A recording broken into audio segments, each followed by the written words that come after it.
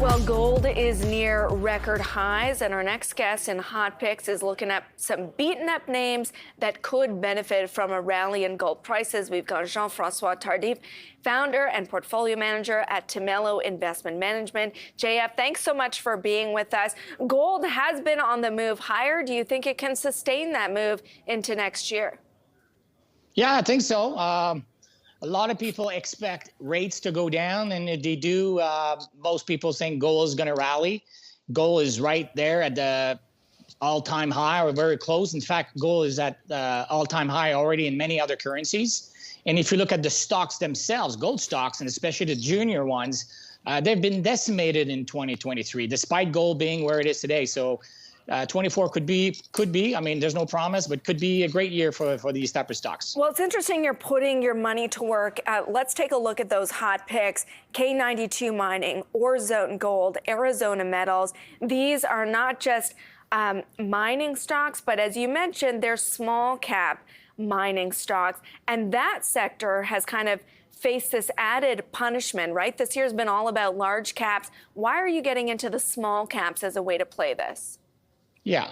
Well, right now there are two reasons. One reason we just talked about is gold is acting very well right now, and it's maybe looking pretty good for 24. And the second reason is every year I like to take advantage of tax losses. Many investors try to realize losses at this time of the year, and that puts abnormal pressure down on these type of stocks. Therefore, it creates an opportunity if you're willing to jump in. Okay, let's talk specifics then. K92 is one of those easy candidates, I guess, for tax loss selling, given it's down so much over the past year. Is there a re-rating opportunity, and what is it?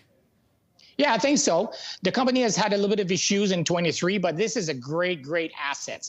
They're going to go from 115 roughly run rate of production today to about 500 in 2027. And most of that, if not all of this ramp up in production, will be financed with current cash flow, the current production.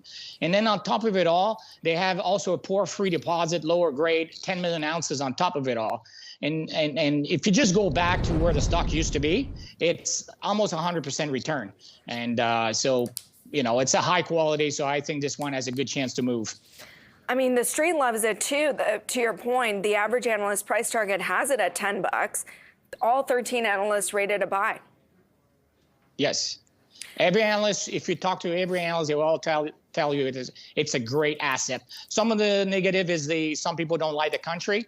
It's Papua New Guinea, and some people don't like to invest in outside of Canada. So definitely some risk there, but so far it's been good for the company. Is geography a knock against Orezone as well?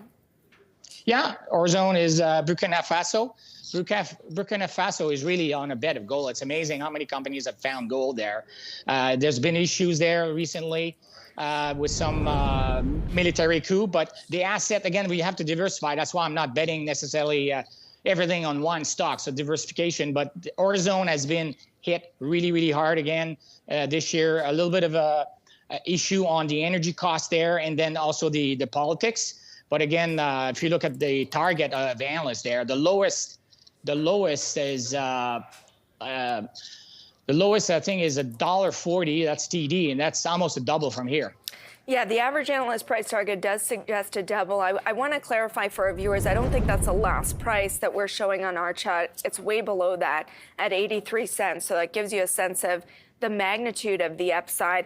A little bit of a kind of different play here. Arizona, is that a play on copper or play on gold? Yeah, well, actually, it's considered more of a copper, as at least it's known as a copper, but they actually have a lot of gold ounces as well. So on its own, on copper, the stock, I believe, to be extremely attractive. In fact, if you just look at some of the analysts here, it's almost like a triple if you look at the target. And it's high grade, which if you really want to put electricity everywhere in the world, non-carbon, you need to rebuild the whole system, and you'll need a lot of copper. And high grade is just better for the environment. You need to move a lot less dirt to produce your copper. And it's in Arizona, which is a safer area to produce copper. And why is it down so much?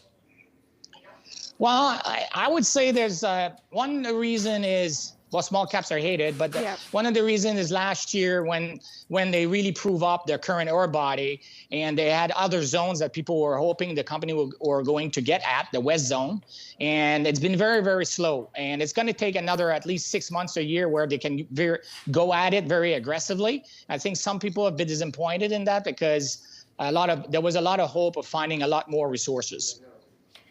It's currently trading around $2.11. The average analyst price target is $7.90. 30 cents, sorry, $7.30. So probably the one with the biggest upside relative to where it's trading now. Yes. More risk because they're not producing now versus Orezone and K92. They're actually producing today.